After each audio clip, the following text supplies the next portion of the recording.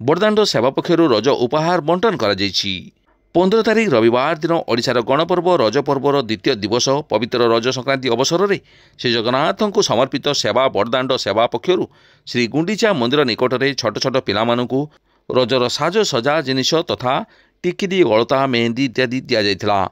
एही कार्यक्रम को संपादिका पिंकी किन्नर समेत लक्ष्मीप्रिया पाड़ी बटकृष्ण महापात्र मनोज कुमार साहू जगन्नाथ पाड़ी सहयोग करथिले।